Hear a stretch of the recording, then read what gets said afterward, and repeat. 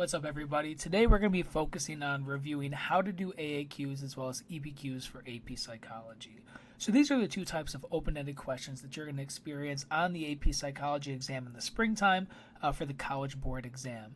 Today what we're going to do is we're going to go over three different AAQs. AAQs are article analysis questions, as well as one EBQ, which is the evidence-based question. We're going to go over the different parts as well as answering some of these with these kind of mock examples to kind of give you the best chance to prepare for these two types of open-ended questions when you're taking that AP exam or that unit exam in your class. Without further ado, let's get started. So just to kind of recap, just to show you what the questions are on an AAQ. AAQs are article analysis questions. What you're doing with those is you are analyzing a scholarly study, you're looking at specific aspects of it, and you're analyzing it for your questions. So things that you're going to be looking at, as you can see on the screen, are the same types of questions. The only thing that might change is a little bit about the specifics of the study. The first question will always be identify the research method used in the study.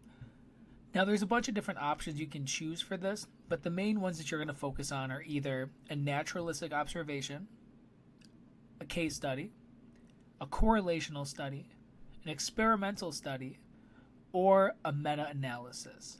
Now the difference between those is experimental studies have things like random assignment, placebos, random sampling. They might have direct control. Anytime they have any of those things, it's an experiment. Another thing about experiments is typically the study is done in a controlled setting like a laboratory or a planned area. Correlational studies are just looking at the picked up information and looking for trends or relationships. So seeing if there's a positive or negative correlation between two or more variables. So we might be looking to see if temperature increases cause more alcohol consumption at the stores. We can collect data on that without being directly involved, that being a correlational study. Now another thing is correlation doesn't mean causation. You're looking for cause and effect in experiments because you have so many controlled settings. But when you're looking at correlational studies, this is more about looking to see if there's relationships or trends. Case studies are an in-depth analysis of either a very rare individual with some rare genetic disorder, it could be a criminal, or a rare group. Something that you want to collect as much data on because you never know when the next one of these examples are going to show up. Think of like your serial killers, genetic disorders, or cults. Now, if it comes to naturalistic observation, that means we're observing and recording data without being seen. Think of like National Geographic. Think of things such as observing from a distance, like double mirrors, etc. Meta-analysis is when we're not doing any of our own research, but we're collecting a bunch of old studies, compiling them together, and seeing if there's any relationship. Typically, we're trying to come up with like one common answer. Now that's for part A. Part B is state the operational definition of blank. In this study that you see on the screen is academic success, but it could be anything. So what this operational definition means, it doesn't mean give me a definition of this like word or something like that. It actually means give me the reason or the way that they study something or collect data using numbers. In other terms, basically it means how are they measuring something number-wise, numerically, in a study. Now part C changes depending on your type of question that you get or your AAQ, but it's describing the meaning of some statistic in the study. That could be things like mean, median, mode, range. It could be standard deviation. It could be percentile rank, p-value, effect size, etc. All part C is asking you for is explain what this type of statistic is and what does it do with the study. What does it show us about the results of the study? This could be different, so these can change from AAQ to AAQ, but it's good to just know those basic statistic ideas. Now, Part D, I think, is one of the easier ones, Part D, E, and F.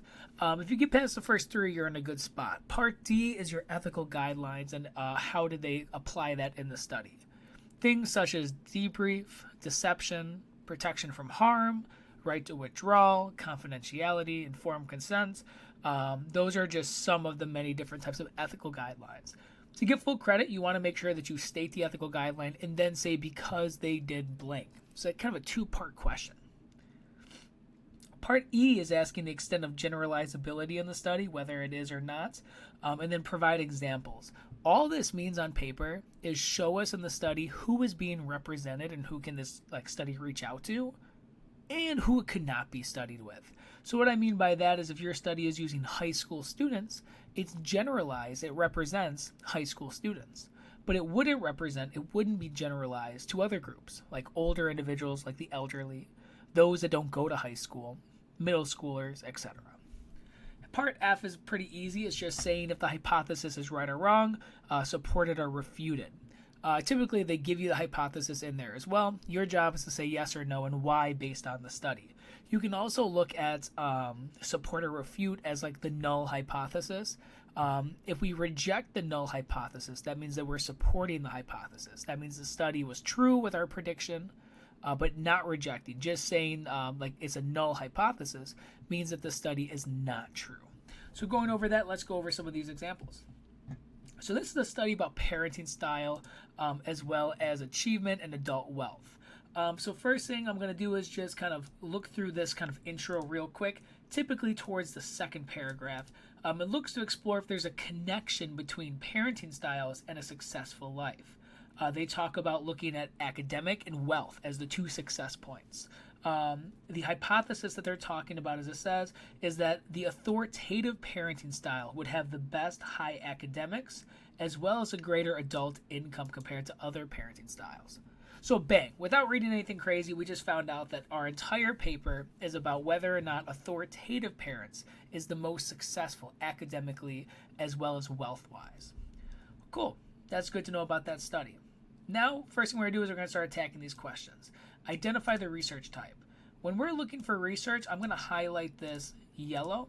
We are going to look in one section specifically. We're going to look in the method section. You can do participants as well, but I think the method section typically has your answer. Looking in here, let's see if there's anything that kind of shows us that it's a correlation or an experiment or whatever type of study we think it is. Participants complete an online survey, so they're collecting data on the different parenting styles. They talk about how they're measuring academic success and wealth. And it talks about at the end that they're being compared to look for trends or relationships. So what I'm seeing here is a study that is collecting data, is looking to see if things kind of flow with each other correlationally. I don't see anything about like a laboratory or that they're sitting down at an office doing these exams. These are online exams like surveys. So they're looking at relationships. And at the end of the day, we're seeing if the parenting styles have any relationship with success. So to me, this is definitely a correlational study. Now, how I'll answer this is I would say the research style of the study is a correlational study. That's it. You don't have to give any explanation or any base for what your answer is for an AAQ for Part A. As long as you get the answer, you're in a good spot. Now, Part B is saying state the operational definition of academic success. Remember, operational definition means just the measurement. How are they measuring academic success? Well, cheat code for this one is you're going to be looking in a similar spot. You're going to be looking in that method section. So method section for your first two answers, we're going to see how are they measuring number-wise academic success. So looking through this, we see a section that says academic success is reviewed through GPA in a high school scale of, it's supposed to be 4.0, of a 4.0 scale. That's our answer. We just saw right there, bang. Typically this in a study is going to be like a test that is given out or some type of measurements. This one is measuring academic success through a GPA. So how I would answer this question is the operational definition of academic success. Let me fix that spelling error. Is a scale up to 4.0 GPA for students' grades. All right. I would add an additional sentence to this besides keeping a blank. You can probably get the full credit for this. What I would say is the higher or closer to 4.0 as a GPA, the more successful academically the person is. So this just kind of shows us two things. One, it shows us how do they measure it on a scale, right, of a 4.0 GPA, but it also shows us like where we fall on that. The higher, the closer to 4.0, the more successful. The lower the number, the less successful. That's how you get full credit. So you can see the first two right there are going into the methods section. Now we're moving on to part C, which is our results section. We'll make that orange. Describe the meaning of statistical average of GPA and income wealth in the study. What this is showing us is basically saying, okay, looking at the statistical average, average being mean, of GPA and income wealth in the study, what's it showing us? Well, let's look. Typically, when it comes to this question, when it comes to the statistic, we are looking in the results section. And we got some good results here. We see that there's a mean GPA, a mean income. I'm going to highlight these. We found this one over here. And we found these as well. It's a lot of orange right there. Okay, cool. So these are our mean averages. And looking at this, we can see that there is a trend that we can notice with this. So the higher the GPA, the higher the income, the better. Authoritative parents look to have a 3.85 GPA compared to a 3.76 for authoritarian, a 3.48 for permissive, and a 2.6 for uninvolved. This shows us it's the highest GPA, which means that they're most academic successful group. Now, same thing with income. They actually make the highest and mean average income. 64K for authoritative compared to 62 for authoritarian, 49 for permissive, 37 for uninvolved. Another thing is kind of reading the end of the discussion and the results can also kind of explain that information in words to you as well. So if you look right over here, it says findings confirm that authoritative parents are the most successful academically and wealth. So what we notice about this information is authoritative is the way to go. They have the highest academic wealth and income. Now going back to part C, the first thing I'll do is define what the statistic is. I would say for statistics,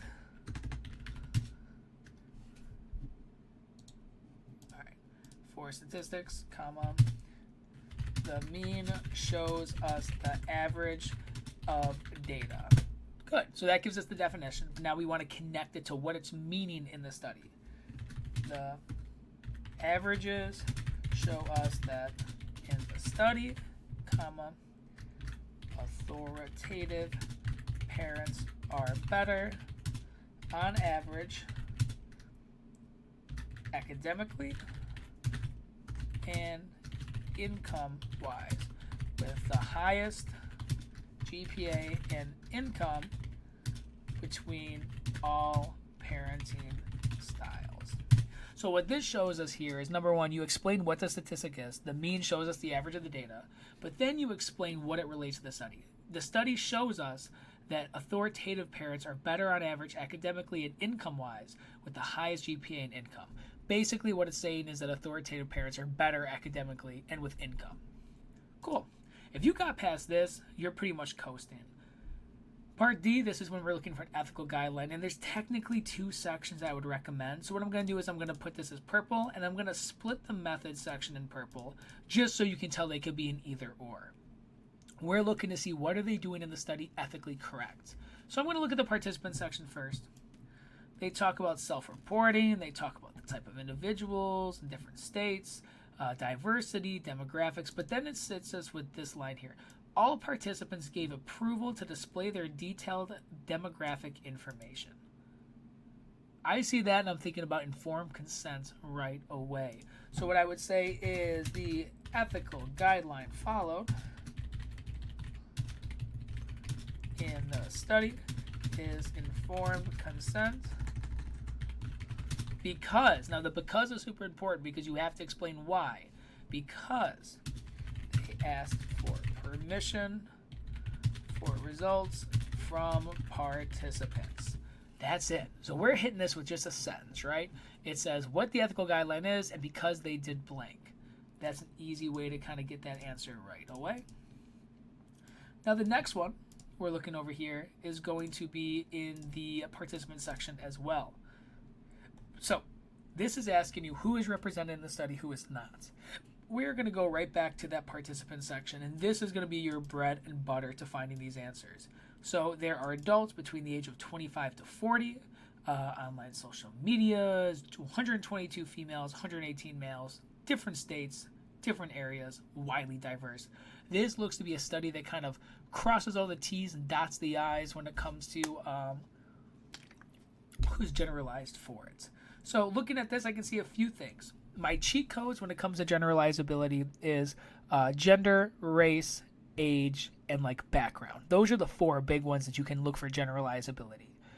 First thing I see is that they represent lots of different areas, groups, educational levels, etc. So I think this is a very generalized study. Now I can argue it's not generalized because it only looks at 25 to 40-year-olds and doesn't look at older and younger. So what I'm going to do with this is here's how I'll answer this one. I will say the study is strongly generalized towards different ethnicities. Perfect. Gender and economic backgrounds.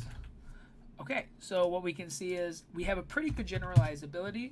I would say, however, it is only generalized for ages 25 to 40 and not to the elderly or children. So this shows us in the study, bang, it's generalized to these groups but not to these groups. Good.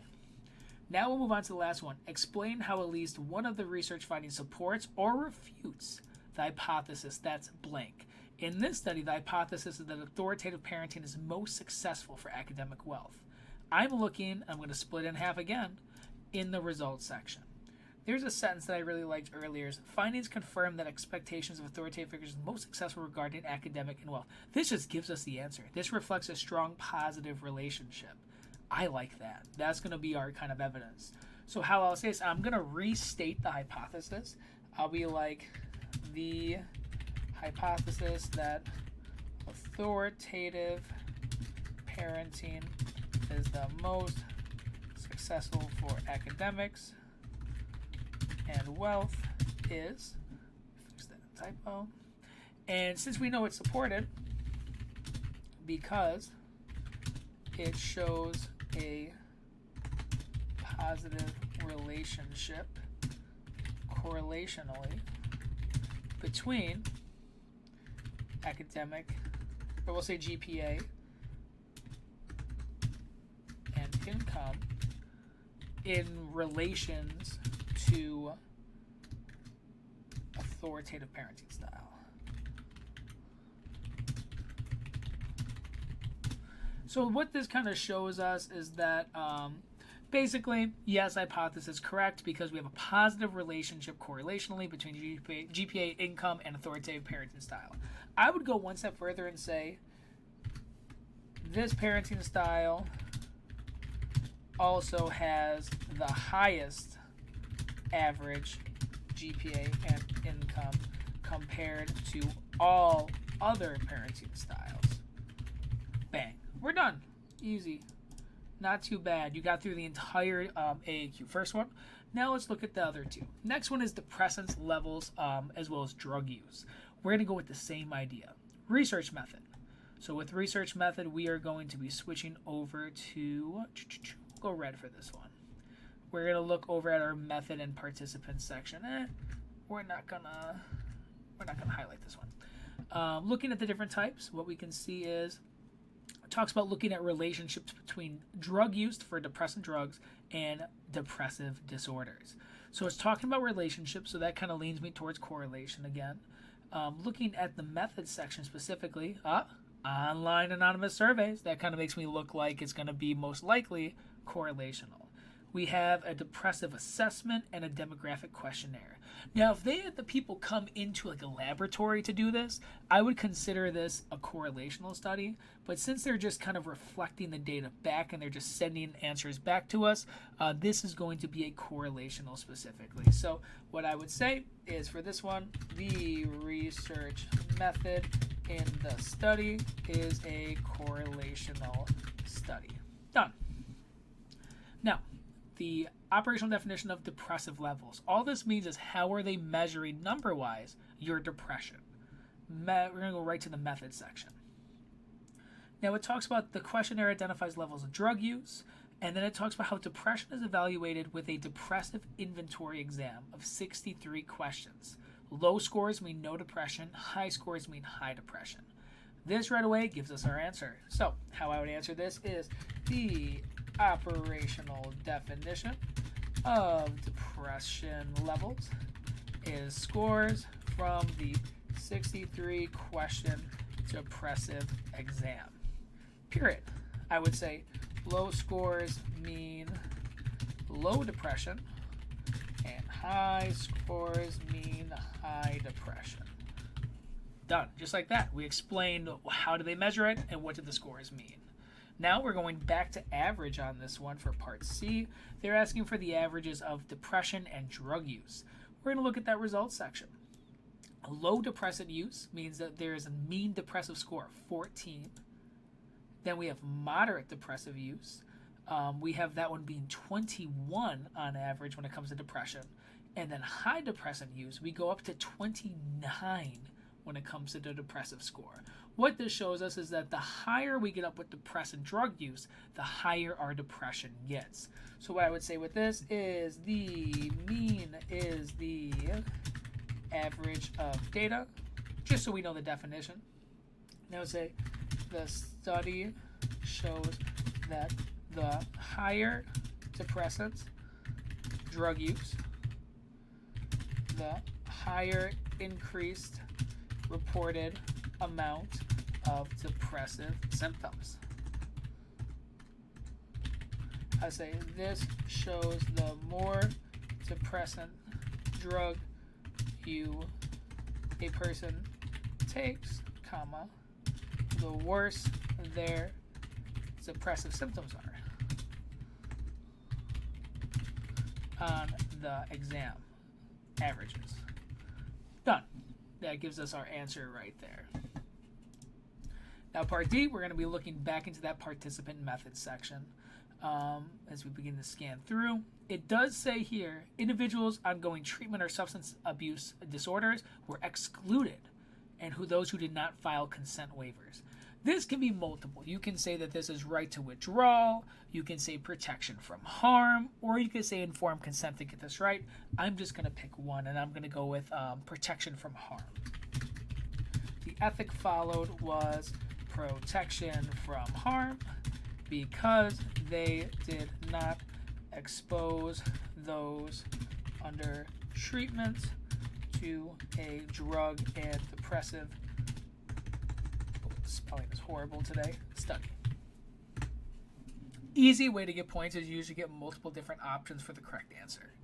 Part E, generalizability. We're going right to that participant. They're using 18 to 35-year-olds on college campuses. They have a bunch of different backgrounds for employment and education.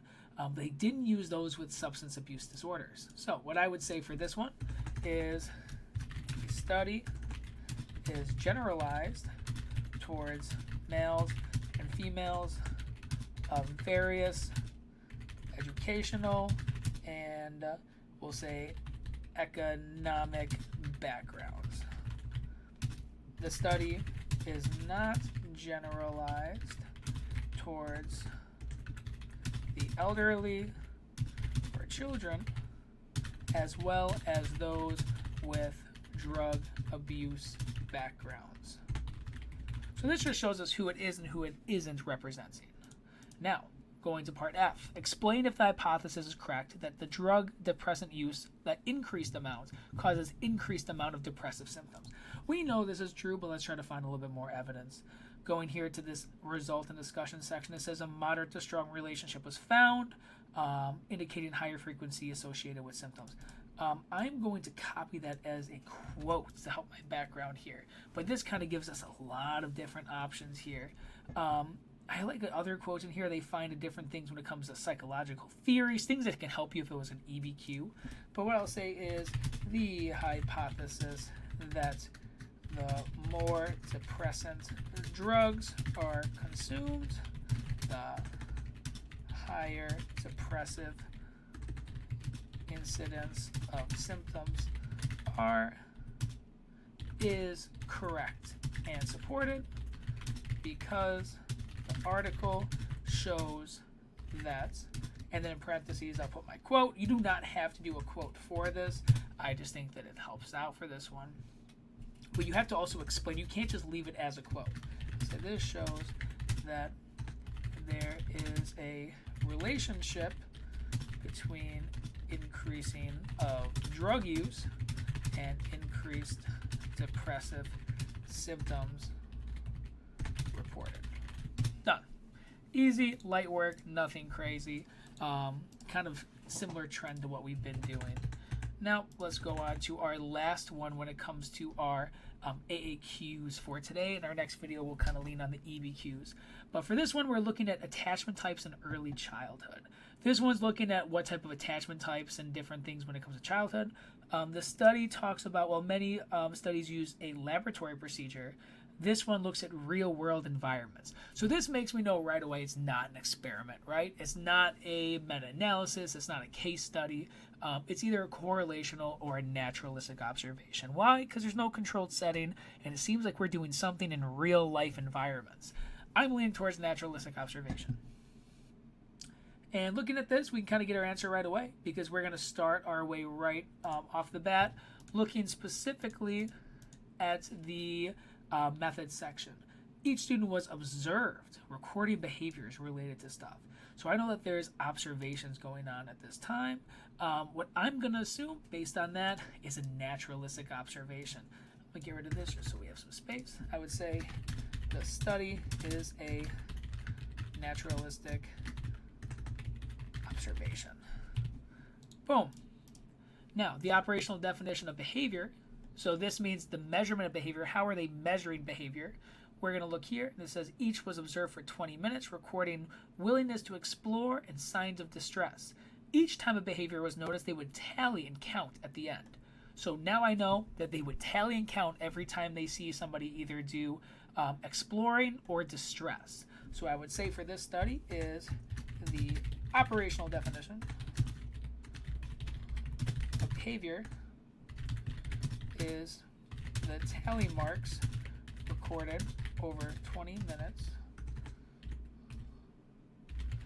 each time the observer notices a child behave in either exploration or distress. Done. And we're cooking, man. I mean, this is the easy stuff right here. Part C is we're moving on. We're going to be looking at, not mean and average. This time we're looking at the meaning of p-value, probability value. P-value, remember, is the chance that our study is based on luck, and we typically want our study to be under a p-value of 0.05, meaning that we want a less than 5% chance our study is luck. Let's look at our results. A bunch of stuff that seems interesting here, but we're looking for p-value. And we found it right down here. We found a p-value of 0.025. That's lower than 0.05. That means our study is significant. It's legit. So let's put that answer. I would say that p-value shows us the chance our study is based on luck or statistically significant.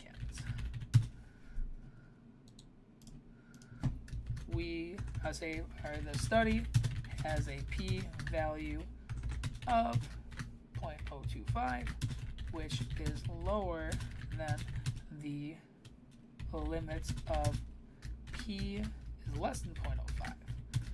I say this shows us that the study is trusted and statistically significant. Done, just like that. Now, ethical guideline. Here we go. We're going to look at that participant and method section.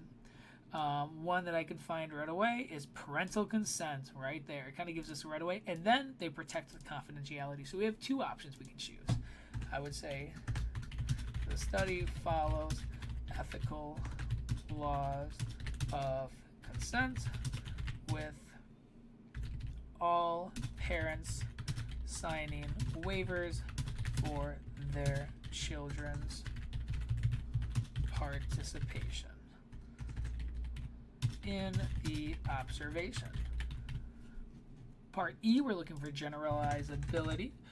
For that, we're going to be looking at participants. We have 30 children, 18 to 36 months, all in a daycare center, full-time daycare, okay? Doesn't give us anything besides that, so we don't have a lot to work with here. What we do know is they're children, 18 to 36 months. They're not adults, they're not teenagers, so we know that it's not fully generalized. And it's only for those that are in daycare, so it's kind of limited. So what I would say is the study has limited generalize to exclusively, I believe, let me double check, I believe it was 12 to 36, 18 to 36 months.